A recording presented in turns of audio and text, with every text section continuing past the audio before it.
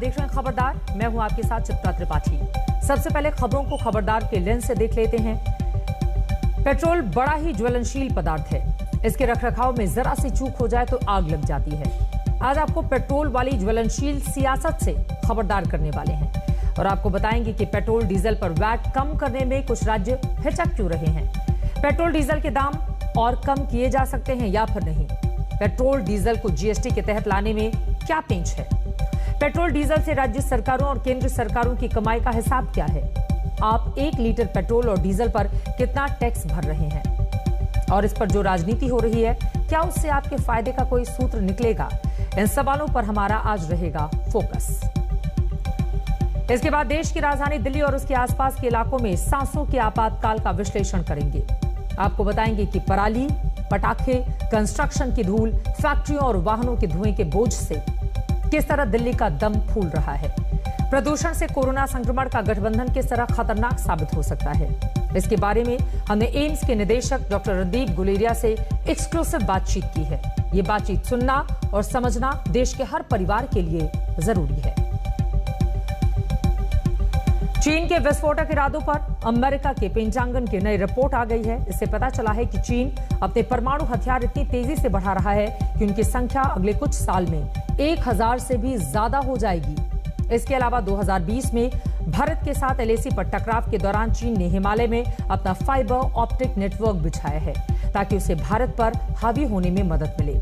इस रिपोर्ट में भारत को क्या सलाह दी गई है, आपको ये जानकारी होनी चाहिए। और शुरू में ही आपको एक्स्ट्रा खबरदार कर देते हैं। आरबीआई की नई रिपोर्ट ये कह रही है कैश किंग है। नोटबंदी के 5 साल बाद कैश का इस्तेमाल कम नहीं हुआ है और लोगों के पास मौजूद कैश रिकॉर्ड स्तर पर पहुंच गया है। 8 अक्टूबर 2021 को लोगों के पास कैश बढ़कर 28,30,000 करोड़ रुपए हो गया। ये नोटबंदी से पहले 4 नवंबर 2016 को 17,97,000 करोड़ रुपए का था। यानी करीब 5 साल में लोगों के पास मौजूद कैश 57.48% बढ़ा है। सरकार लगातार कैश घटाने के लिए डिजिटल पेमेंट को बढ़ावा दे रही है, लेकिन कैश अब भी किंग है। तो दिवाली पर देश की जनता को केंद्र सरकार ने दिवाली गिफ्ट दिया। पेट्रोल पर एक्साइज ड्यूटी 5 रुपए और डीजल पर 10 रुपए कम कर दी गई। इससे जनता को राहत मिली क्योंकि दाम कम हो गए। केंद्र के इस कदम पर जनता को फायदा हुआ तो स्वाभाविक रूप से विपक्ष ने तंज कसे और कहा कि उपचुनाव के नतीजों की वजह से ऐसा हुआ है। विपक्ष की इस राजनीति का जवाब केंद्र की बीजेपी सरकार ने अपने शासन वाले राज्यों में तुरंत वैट कम करके दिया, जिससे पेट्रोल डीजल के दाम इन राज्यों में और कम हो गए और यहीं से शुरू हुई पेट्रोल की तरह ज्वलनशील राजनीति। गैर बीजेपी शासित राज्यों ने वैट घटाने से इनकार कर दिया। तर्क यह है कि राज्यों का बजट बिगड़ जाएगा। आज पेट्रोल डीजल के दामों पर जनता को मिल रही राहत और वैट घटाने को लेकर हो रही पॉलिटिक्स, हम इन दोनों का गहरा विश्लेषण करने जा रहे हैं। हम आपको देश के मानचित्र के जरिए ये बताने जा रहे हैं कि किन किन राज्यों में एक्साइज ड्यूटी और वैट दोनों के कम होने का फायदा मिल रहा है और किन राज्यों में केवल एक्साइज ड्यूटी कम होने का लाभ मिला है। बीजेपी शासित राज्यों समेत कुल 17 राज्यों में एक्साइज ड्यूटी और वैट कम होने से जनता को फायदा हुआ है। भारत के नक्शे पर ये वो 17 राज्य हैं। इनके अलावा 7 केंद्र शासित प्रदेशों को भी इसका फायदा मिला। नक्शे पर दिख रहे ये वो केंद्र शासित प्रदेश हैं जो आप इस वक्त देख रहे हैं। एक्साइज कम होने का फायदा यूं तो पूरे देश को मिलने लगा है, यानी पूरे देश में पेट्रोल पर 5 रुपए, डीजल 10 रुपए सस्ता हुआ है। लेकिन गैर बीजेपी शासित राज्यों में ओडिशा को छोड़कर किसी ने भी वैट कम नहीं किया है। आपको भारत के नक्शे पर अब वो राज्य दिखाते हैं जिन्होंने वैट कम नहीं किया है। देश में 11 राज्य ऐसे हैं जहां पर केवल एक्साइज ड्यूटी कम होने का लाभ मिल रहा है। इन राज्यों ने वैट कम नहीं किया है। ये सभी गैर बीजेपी शासित राज्य हैं और अंडमान निकोबार वो इकलौता केंद्र शासित प्रदेश है जहां वैट कम नहीं किया गया है। मैप के जरिए आपको इतना समझ में आ गया होगा कि आपके राज्य में तेल के दाम घटाने में केंद्र और राज्य सरकार का कितना योगदान है।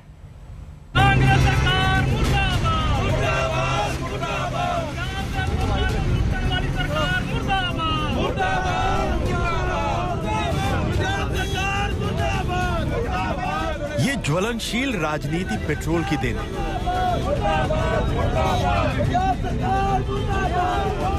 हंगामा, नारेबाजी और इस पुतले को आग सब पेट्रोल की वजह से ही हो रहा है।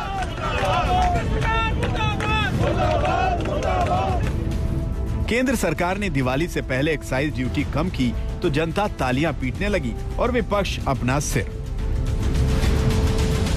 मोदी जी ने साल 2021 यानी इस साल 26 रुपया डीजल पर कीमतें बढ़ा दी प्रति लीटर। 10 रुपया लीटर कम करके शेखी बगार रहे हैं कि बहुत बड़ा दीपावली का तोहफा दे दिया। 5 रुपए कम क्या किया और ढोल बजाना शुरू कर दिया। कमाल की बात है। अब इतनी सस्ताई दुनिया के बाजार में, पहले वो तो कम करो। देश में हालात ये थे कि पेट्रोल सेंचुरी बनाकर नॉट आउट खेल रहा था और सिंगल डबल रन लेकर कई राज्यों में 110 रुपए का स्कोर बन चुका था। डीजल भी बहुत ज्यादा पीछे नहीं था। कुछ राज्यों में उसकी सेंचुरी पूरी हो गई थी और कुछ राज्यों में डीजल नर्वस 90s में था। लेकिन जब केंद्र ने एक्साइज ड्यूटी घटाई तो जनता ने भले ही थोड़ी राहत की सांस ली हो, लेकिन विपक्ष की सांस चढ़ गई। ये हकीकत है, जनता ने तमाचा मारा। सरकार ने 5 रुपए पेट्रोल पे और 10 रुपए डीजल पे एक्साइज कम किया। अगर देश चाहता है कि पेट्रोल फिर से 71 रुपए 41 पैसे पर बिके और डीजल 55 रुपए 49 पैसे पर बिके, तो आने वाले 5 राज्यों में करारा तमाचा भारतीय जनता पार्टी को लगे।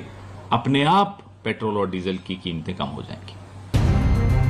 पिछले कुछ सालों में एक्साइज ड्यूटी को 30 रुपए से ज्यादा बढ़ाया गया, लेकिन इसी एक्साइज ड्यूटी को अब कम किया गया है, वो भी पेट्रोल पर 5 रुपए और डीजल पर प्रति लीटर 10 रुपए। बीजेपी शासित राज्यों ने वैट कम करके भी अपने प्रदेश की जनता को राहत की सांस दी, लेकिन उन राज्यों ने वैट कम नहीं किया है जहां बीजेपी की सरकार नहीं है, और इस कदम के उनके अपने अपने तर्क हैं, अपना अपना गणित। मैं सेंट्रल गवर्नमेंट से भी रिक्वेस्ट करूंगा कि आपने जो ये 15 रुपए से इतनी बेहताशा बढ़ोतरी की थी एक्साइज ड्यूटी में, अब आप 5 रुपए कम करके उसका काम नहीं चलेगा। कम से कम 15 रुपए और कम किया जाए। 15 रुपए और कम करें। इतनी एक्साइज ड्यूटी आप लोगों ने बढ़ाई थी, उसको नीचे ले आए। 30 रुपए बढ़ा दे तो 5 रुपए कम करे तो वाही लूटा था। अरे भैया, यूपीए सरकार में केवल 9 रुपया 27 पैसा रीस है एक्साइज टैक्स। अब बढ़ा के 30 रुपया 32 रुपया कर दे, 27 रुपया 32 रुपया, 5 रुपया घटाए। अरे 9 रुपया कर देना भैया, 9 रुपया तक के लिया, पेट्रोल और डीजल के भाव और गिर जाए। फिलहाल 17 प्रदेश सरकारों और 7 केंद्र शासित राज्यों में इसका फायदा मिला है। इन प्रदेशों में एक्साइज ड्यूटी और वैट दोनों के कम होने से लाभ हुआ है, लेकिन अब भी 11 राज्य और 1 केंद्र शासित प्रदेश को तेल के दामों में डबल डिस्काउंट का लाभ नहीं मिल पाया। इसीलिए बीजेपी अपने इस बड़े से कदम को सब पर भारी बता रही है। क्या कांग्रेस पार्टी, ममता बनर्जी, अरविंद केजरीवाल, इनका मूल मंत्र यह है कि मीठा मीठा गपगप, कड़वा कड़वा थूथू? जो भाजपा शासित राज्यों में मुख्यमंत्रियों ने की है, वो ये लोग क्यों नहीं कर पा रहे हैं? सारा खेल तेल के अर्थशास्त्र का है और केंद्र और राज्यों की कमाई के साधनों का। चुनावी बादल छाए तो बीजेपी ने अपने पक्ष में हवा बनाने के लिए यह फैसला किया और एक ही तीर से कई निशाने लगा दी। अब वो राज्य सरकारें परेशान हैं जिनकी कमाई का बहुत बड़ा हिस्सा तेल पर लगाए गए टैक्स से आता है। वैट कम करना या न करना राज्य सरकारों के अधिकार क्षेत्र है और कई राज्य अपनी कमाई को कम नहीं करना चाहते। इस राजनीति के बीच पेट्रोल डीजल को जीएसटी में लाने पर भी बहस हो रही है और राज्य केंद्र से अपने हिस्से का जीएसटी बकाया भी मांग रहे हैं। राज्य सरकारची ओरड लागेल, राज्य सरकारने असं सुचवलेलं दिसतंय की आम्ही निश्चित दराचा देऊ, पण केंद्र सरकारने राज्याची जीएसटीची जे देणं आहे ते कृपा करून लवकर द्यावं। ते दिल्याच्या नंतर अशा प्रकारचा लोकांना मदत करण्याचा निर्णय घेणं हे शक्य होईल। पेट्रोल और डीजल की कीमतों पर कल तक बीजेपी पर सवाल उठ रहे थे और अब उसकी पूरी कोशिश है कि खुद पर उठने वाले हर सवाल को विपक्ष और उसकी नीयत की तरफ मोड़ दिया जाए। फिलहाल बीजेपी ने अपनी चाल चल दी है। अब विपक्षी पार्टियों के शासन वाले तमाम राज्य इस दो धारी तलवार से कैसे बचते हैं, ये देखना होगा। आज तक ब्यूरो। पेट्रोल की तरह राजनीति भी ज्वलनशील हो गई है। ऐसे में दामों का हिसाब किताब कम से कम आपके मन में क्लियर होना चाहिए। दिल्ली में पेट्रोल के दामों का ब्रेकअप आपको दिखाते हैं। 4 नवंबर का ये ब्रेकअप इंडियन ऑयल कॉरपोरेशन की वेबसाइट पर मौजूद है। पेट्रोल का बेस प्राइस 47 रुपए 93 पैसे प्रति लीटर है। माल भाड़ा 30 पैसे प्रति लीटर, एक्साइज ड्यूटी 27 रुपए 90 पैसे प्रति लीटर, डीलर कमीशन औसत 3 रुपए 85 पैसे प्रति लीटर। इसके अलावा वैट 23 रुपए 99 पैसे प्रति लीटर, जिसमें डीलर कमीशन पर लगने वाला वैट भी शामिल है। इस तरह दिल्ली में पेट्रोल का फाइनल दाम 103 रुपए 97 पैसे प्रति लीटर हुआ। इसके साथ ही दिल्ली में डीजल के दामों का ब्रेकअप आपके सामने है। यह भी इंडियन ऑयल कॉर्पोरेशन की वेबसाइट पर ही मौजूद है। डीजल का बेस प्राइस 49 रुपए 33 पैसे प्रति लीटर, माल भाड़ा 28 पैसे प्रति लीटर, एक्साइज ड्यूटी 21 रुपए 80 पैसे प्रति लीटर, डीलर कमीशन 2 रुपए 58 पैसे प्रति लीटर। इसके अलावा वैट है 12.68 रुपए यानी कि 12 रुपए 68 पैसे प्रति लीटर, जिसमें डीलर कमीशन पर लगने वाला वैट भी शामिल है। इस तरह दिल्ली में डीजल का फाइनल दाम 86 रुपए 67 पैसे प्रति लीटर हुआ। दरअसल तेल केंद्र और राज्य सरकारों के लिए पारस पत्थर के जैसा है, जिससे कभी भी कमाई का सोना बनाया जा सकता है। देखा जाए तो पेट्रोल पर एक्साइज और वैट मिलाकर 51 रुपए 89 पैसे और डीजल पर 34 रुपए 38 पैसे हो जाता है। यह पैसा केंद्र और राज्यों के खाते में जाता है। पेट्रोल की असली कीमत जितनी है उससे ज्यादा उस पर टैक्स है। केंद्र और राज्य सरकारों का खजाना भरने का सबसे बड़ा स्रोत है पेट्रोल और डीजल। अगर हम केवल केंद्र सरकार के खजाने की ही बात करें तो पेट्रोलियम मंत्रालय के आंकड़े के मुताबिक वर्ष 2020-21 में पेट्रोल और डीजल पर एक्साइज ड्यूटी से केंद्र सरकार ने 3,90,000 करोड़ रुपए कमाए थे। यह पिछले साल के मुकाबले 77% ज्यादा कमाई थी, क्योंकि 2019-20 में एक्साइज ड्यूटी से कमाई 2,20,000 करोड़ रुपए हुई थी। यह बढ़त तब थी जबकि कोरोना महामारी के वक्त पेट्रोल डीजल के इस्तेमाल में 10.6% की कमी आई थी।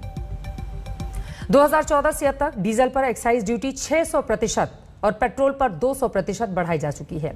इसी एक्साइज ड्यूटी पर दिवाली से पहले 5 और 10 रुपए की छूट दी गई है। पेट्रोल डीजल की कीमतों पर कई चीजों का असर पड़ता है। अब हम आपको बताते हैं कि कच्चे तेल और पेट्रोल डीजल के बीच कनेक्शन क्या है और कीमतों पर असर कैसे पड़ता है।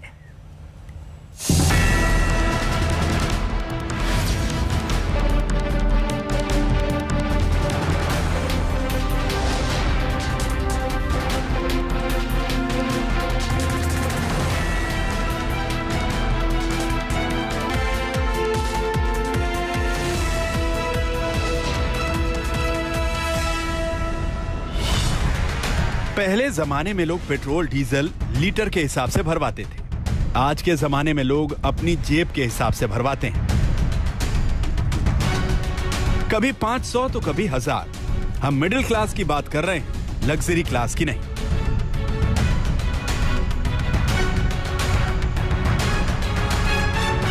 हमें देख रहे हैं सरकार पब्लिक को थोड़ा सा राहत दी है त्योहार के मौके पे, तो ये गिफ्ट के तौर पे देख रहे हैं। हाँ जरूर देख रहे हैं। दीपावली का बहुत बड़ी तोहफा होगी पब्लिक के लिए। जनता की जेब पे थोड़ा राहत दिया गया है और उम्मीद करते हैं कुछ और समय में और कुछ कम करेंगे मोदी जी और योगी जी दोनों लोग। उनके लिए उनको धन्यवाद। दिवाली में केंद्र सरकार ने बड़ी सी राहत दी तो बीजेपी शासित राज्यों ने छोटी सी। कुल मिलाकर राहत की 1.5 सांस देश लेने लगा है। लेकिन क्या आप जानते हैं कि पेट्रोल डीजल की कीमतें किन चीजों पर टिकी होती हैं? इंटरनेशनल मार्केट में क्रूड ऑयल प्राइसेस हमारे यहाँ पेट्रोल और डीजल की कीमत तय करने में बहुत रेलेवेंस रखते हैं। देखिए, जो इंटरनेशनल मार्केट में क्रूड ऑयल की प्राइसेस हैं, जिसपे कच्चा तेल यहाँ आता है, बाकी खर्चे चाहे टैक्स और खर्चे वो तो उसके बाद उसके ऊपर जुड़ने हैं। साल 2010 में यानी यूपीए के कार्यकाल में पेट्रोल और डीजल के दामों को बाजार के हवाले ही छोड़ दिया गया था। तब यूपीए सरकार के अर्थशास्त्रियों ने कहा था कि तेल के दामों का असर सीधे उपभोक्ताओं पर पड़ेगा, लेकिन लाभ भी मिलेगा।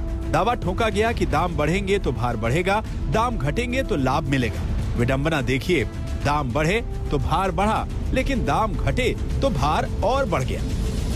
मेरे मुताबिक जिस तरह से करीबन 25 या 30 रुपए की बढ़ोतरी पेट्रोल और डीजल में एक्साइज की गई थी, उसको पूरी तरह से रोल बैक होना भी जरूरी है। जो हमारी अपनी 25-30 साल से जो हम पेट्रोल पंप और पेट्रोल के बिजनेस में हैं, जब हम और ग्रेजुअली जितना बड़ा है उसके हिसाब से इस वक्त 80 या 85 रुपये पेट्रोल होना चाहिए और करीबन उसी मुताबिक 70 या 75 रुपये डीजल होना चाहिए। फिलहाल अंतर्राष्ट्रीय बाजार में क्रूड ऑयल यानी कच्चे तेल की कीमतें 6,157 रुपए प्रति बैरल है। एक बैरल में 159 लीटर कच्चा तेल होता है। रिफाइनरीज में इस एक बैरल कच्चे तेल से अंदाजन 90 लीटर पेट्रोल डीजल निकलता है। दरअसल एक बैरल कच्चे तेल का 70% हिस्सा पेट्रोल डीजल बनाने में ही इस्तेमाल होता है और बाकी हिस्से से दूसरे पेट्रोलियम उत्पाद बनाए जाते हैं। मतलब यह है कि कच्चे तेल की कीमतों के बढ़ने घटने से उपभोक्ताओं पर इसका असर पड़ता है, लेकिन यह उतना भी नहीं होना चाहिए जितना आज के समय में है। आपको बताना जरूरी है कि तेल की कीमतों का उतार चढ़ाव ओपेक देशों यानी organisation of petroleum exporting countries तय करती है। ये वही देश हैं जहां तेल के कुओं से कच्चा तेल निकाला जाता है। 15 देशों के इस समूह में Algeria, Angola, Congo, Ecuador, Equatorial Guinea, Gabon, Iran, Iraq, Kuwait, Libya, Nigeria, Qatar, Saudi Arab, UAE और वेनेजुएला है। वर्ष 2010 में जब यूपीए सरकार ने तेल की कीमतों को कंपनियों पर छोड़ दिया था, उस वक्त महीने की 1 और 16 तारीख को कीमतें तय होती थी। लेकिन इसके बाद 2017 में एक वक्त ऐसा आया जब हर सुबह की शुरुआत ही तेल की नई कीमतों के साथ होने लगी। जाहिर सी तौर पे सरकार की आमदनी का, सरकार की इनकम का, इनफ्लो का एक बहुत इंपॉर्टेंट हिस्सा है। तो जैसे ही सरकार यानी सेंट्रल गवर्नमेंट सेंट्रल एक्साइज कम करती है तो सरकार की आमदनी, सरकार की इनफ्लो, जो कि सरकार के लिए बहुत इंपॉर्टेंट है, वो इमीडिएटली कम हो जाती है। जिस चीज से सरकार का खजाना भरता हो, उस चीज की कीमतों में कटौती से सरकार को काफी नुकसान होता है। इसी वजह से तेल की कीमतों को देश में गुड्स एंड सर्विस टैक्स यानी जीएसटी के दायरे से बाहर रखा गया है, क्योंकि जीएसटी में टैक्स का सबसे बड़ा स्लैब ही 28% का है। देखिए, जहां तक सरकारों की बात है, अगर जीएसटी में आ जाता है और 28% का मैक्सिमम स्लैब रहता है, तो जाहिर सी बात है सेंटर के भी जो टैक्सेस का इनफ्लो है, जो टैक्सेस की कमाई है, वो कम होती है। स्टेट्स की भी जो है वैट के थ्रू जो कमाई है वो कम होती है। बट मैं अगेन आपके प्लेटफॉर्म से रिक्वेस्ट करना चाहूंगा कि जीएसटी में लाया जाए। भारत दुनिया के उन देशों में है जहां पर पेट्रोल डीजल पर सबसे ज्यादा टैक्स लगाया जाता है। एक आंकड़े के मुताबिक देश में पेट्रोल की औसत कीमत 92 रुपए 70 पैसे रहती है। और अगर हम भारत के पड़ोसियों से तुलना करें तो नेपाल, भूटान, पाकिस्तान और यहां तक कि चाइना में भी औसत कीमत भारत के मुकाबले कम है। आज तक ब्यूरो। सितंबर में जीएसटी काउंसिल ने आमने सामने बैठकर मीटिंग की थी। बैठक का एक बड़ा एजेंडा पेट्रोल डीजल को जीएसटी के दायरे में लाने को लेकर भी था, लेकिन इस पर सहमति नहीं बन पाई थी क्योंकि सबको खजाने पर चोट की चिंता थी। पेट्रोल डीजल को जीएसटी के दायरे में लाने से खजाने पर चोट की जो चिंता केंद्र और राज्यों की है, इसे समझने के लिए हमने मार्च में आई एसबीआई की रिसर्च रिपोर्ट पढ़ी। एसबीआई के मार्च 2021 के आकलन के अनुसार अगर जीएसटी का रेट 28% रखा जाए और पेट्रोल पर सेस 30 रुपए प्रति लीटर और डीजल पर सेस 20 रुपए प्रति लीटर रहे तो पेट्रोल की कीमत 75 रुपए प्रति लीटर और डीजल की कीमत 68 रुपए प्रति लीटर हो जाएगी। कोई अगर इसकी तुलना आज की स्थिति से करेगा तो ये मान बैठेगा कि आज दिल्ली में आम आदमी प्रति लीटर पेट्रोल पर 28 रुपए 97 पैसे प्रति लीटर वो बचा लेता और डीजल पर 18 रुपए 67 पैसे प्रति लीटर उसके बच जाते। लेकिन ऐसा सोचना भ्रामक है। एसबीआई के आकलन को आज की स्थिति से सीधे जोड़कर नहीं देखना चाहिए क्योंकि इसमें कई पेंच है। एसबीआई के अर्थशास्त्रियों ने मार्च में जो अनुमान लगाया था वो कुछ फैक्टर्स पर आधारित था, जैसे क्रूड ऑयल का दाम $60 प्रति बैरल रहे जो आज करीब $82 प्रति बैरल हो चुका है। $1 की कीमत 73 रुपए के करीब रही जो आज करीब 74 रुपए है। एसबीआई के अर्थशास्त्रियों ने शर्त रखी थी कि डीजल के लिए माल भाड़ा $7.25 रहे और पेट्रोल के लिए $3.82। डीलर का कमीशन डीजल के लिए $2.53 हो और पेट्रोल के लिए $3.67। पेट्रोल पर 30 रुपए का सेस हो और डीजल पर 20 रुपए का और इसे बराबरी से केंद्र और राज्य सरकारों में बांट दिया जाए। इसी तरह जीएसटी रेट भी 28% हो जिसे केंद्र और राज्य सरकारों में बराबरी से बांट दिया जाए और साल दर साल पेट्रोल की खपत 10% बढ़े जबकि डीजल की खपत 15% बढ़े। यानी कई सारे फैक्टर्स को साधने के बाद ही तेल को जीएसटी मिलाकर दाम घटाए जा सकते हैं। हालांकि इसका एक बड़ा असर केंद्र और राज्य सरकारों की कमाई पर भी पड़ेगा। मार्च 2021 में ही एसबीआई का ये मानना था, अनुमान था उनका बेसिकली। इस तरह जीएसटी के दायरे में तेल को लाने पर 2021-22 में केंद्र और राज्यों को 1 लाख करोड़ रुपए का घाटा होगा। रिपोर्ट में बताया गया था कि इससे 2021-22 में जीडीपी को 0.4% का नुकसान होगा। राज्य और केंद्र इस घाटे को सहने के लिए तैयार नहीं है, इसीलिए सहमति नहीं बन पा रही है। जुलाई 2017 में जब जीएसटी लागू किया गया तब पेट्रोलियम को जीएसटी के दायरे में लाने का फैसला जीएसटी काउंसिल के ऊपर छोड़ दिया गया। केंद्र और राज्यों को जीएसटी काउंसिल में सिर्फ आम सहमति बनानी है, कोई संवैधानिक बाध्यता नहीं है। जून में केरल हाई कोर्ट ने अपने एक फैसले में जीएसटी काउंसिल से पेट्रोलियम पर फैसला लेने के लिए कहा था, लेकिन जीएसटी काउंसिल इस पर फैसला नहीं ले सका है। चलिए इसी के साथ खबरदार में एक ब्रेक के लिए हम रुकेंगे। ब्रेक के बाद ये चेक करेंगे कि दिल्ली में सांसों का जो आपातकाल है उसमें पराली का हिस्सा कितना है, और डॉक्टर रणदीप गुलेरिया बताएंगे कि प्रदूषण की वजह से कोरोना की मार कैसे हो सकती है खतरनाक। आप रहिए खबरदार और देखते रहिए आज तक।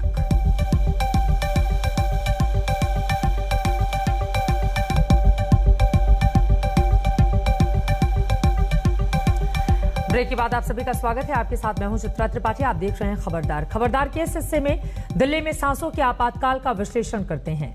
दिवाली के कुछ दिन पहले से ही पराली जलने की वजह से दिल्ली एनसीआर के आसमान में धुंध छाने लगी थी। पंजाब और हरियाणा में खेतों में आग लगने की घटनाएं बड़े पैमाने पर दर्ज हो रही थीं। फिर दिवाली का दिन आया और बड़े पैमाने पर पटाखे जलाए गए।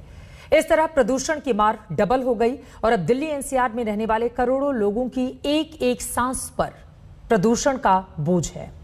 हवा की गुणवत्ता नापने वाली एजेंसी सफर के डेटा के अनुसार 5 नवंबर को दिल्ली के प्रदूषण में पराली का हिस्सा 36% था, जबकि 4 नवंबर को दिवाली वाले दिन पराली का धुआं दिल्ली के 1/4 प्रदूषण का जिम्मेदार था। एक साल पहले 5 नवंबर 2020 को यह आंकड़ा 42% था। दिल्ली और आसपास के इलाकों का जो हाल है उसमें कोरोना वाले खतरे की आहट भी नजर आ रही है।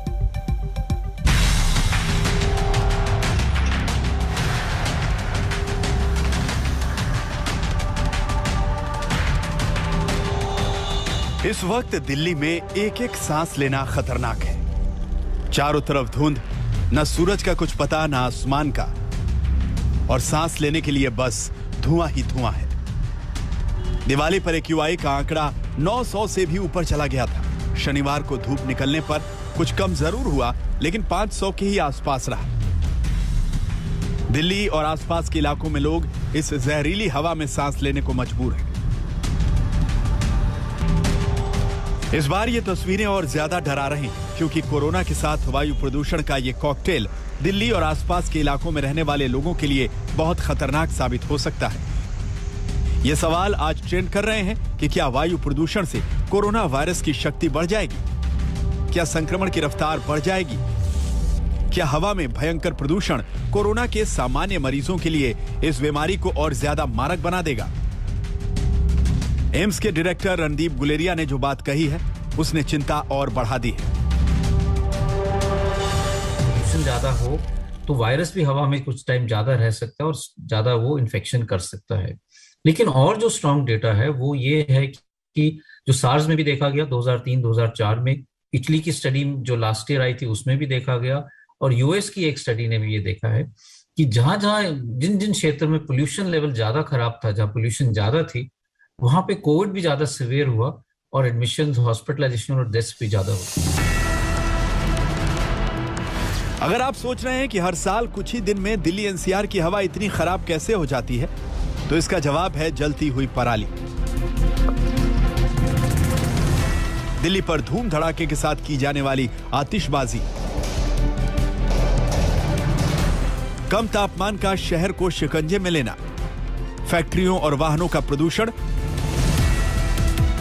और निर्माण कार्यों की धूल, इसमें भी पराली जलाने से हुए प्रदूषण का शेयर 36% है। दिल्ली के पहले की इन तस्वीरों को आप देख रहे हैं कि अक्टूबर के महीने की आखिर में पंजाब और हरियाणा में पराली जलना शुरू हो गई थी। खेतों से उठा ये धुआं दिवाली के 2 दिन पहले ही दिल्ली के आसमान में छाने लगा था।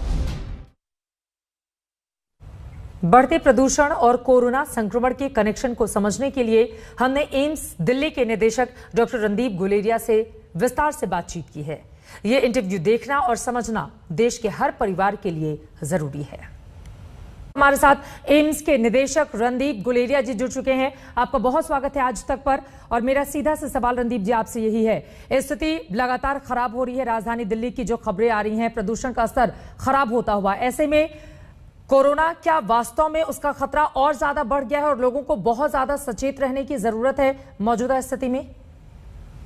बिल्कुल। तो पहले मैं दो चीजें कहना चाहूंगा। पहली चीज ये कहूंगा कि अगर बिना कोरोना के भी पोल्यूशन का लेवल इतना ज्यादा जो बढ़ गया है, उसके कारण लोगों को, स्पेशली जिनको सांस की तकलीफ रहती है, हार्ट की प्रॉब्लम रहती है, उनको इन बीमारियों का ज्यादा सिवियर होना या इसका अटैक होने के चांसेस बढ़ जाते हैं। अब हम कोरोना की बात करें तो डेटा जो है, चाहे हम चाइना की बात करें, इटली की बात करें या यूएस की बात करें, वहां से डेटा साफ ये दिखाता है कि अगर आपके क्षेत्र में पोल्यूशन लेवल ज्यादा है तो कोविड अगर वहां पे हो तो वो ज्यादा सिवियर हो सकता है। कोविड जो है वो ज्यादा फेफड़े में असर कर सकता है, क्योंकि पोल्यूशन भी फेफड़ों पे अटैक करता है और कोविड भी फेफड़ों पे अटैक करता है। इसलिए इस टाइम पे ज्यादा सतर्क रहने की जरूरत है, क्योंकि फेस्टिव सीजन है, लोग घूम भी रहे हैं, मिलजुल भी रहे हैं, साथ में पोल्यूशन लेवल भी ज्यादा है। तो ऐसी स्थिति में हमें ज्यादा ध्यान रखने की जरूरत है, क्योंकि इन्फेक्शन के चांसेस, सीवियर इन्फेक्शन के चांसेस बढ़ सकते हैं। आपने एक गंभीर स्थिति की ओर इशारा किया है। मौजूदा जिस तरह के हालात राजधानी दिल्ली और एनसीआर में बने हुए हैं, क्योंकि इस समय भी प्रदूषण का स्तर का खतरनाक जो आंकड़ा है उसको क्रॉस कर चुका है, ऐसे में लोगों को आप क्या सलाह देना चाहेंगे? लोग क्या करें ऐसी स्थिति में? मैं तो ये कहना चाहूंगा कि पहली चीज तो ये है कि अगर आपको कहीं जाना है तो आप देखें कि अगर वहाँ AQI खराब है तो अवॉइड करें। स्पेशली सुबह सुबह या शाम को जब पोल्यूशन लेवल ज्यादा होता है ग्राउंड लेवल पे, तो थोड़ा सा अवॉइड करें तो बेटर है। जो लोग बाहर एक्सरसाइज करते हैं या जॉगिंग के लिए जाते हैं, वो कुछ दिनों के लिए ऐसा ना करें, क्योंकि जॉगिंग और एक्सरसाइज में जब आप सांस तेज ले रहे हैं तो पोल्यूशन लेवल का एक्सपोजर ज्यादा हो सकता है। जिन लोगों को दमे की शिकायत है या ब्रोंकाइटिस की शिकायत है, वो अपना ज्यादा ध्यान रखें और दवाई अपनी रेगुलरली लें, अपने डॉक्टर से संपर्क पे रहें। अगर तकलीफ बढ़े तो अपनी दवाई जो है डॉक्टर से बात करके बढ़ा लें।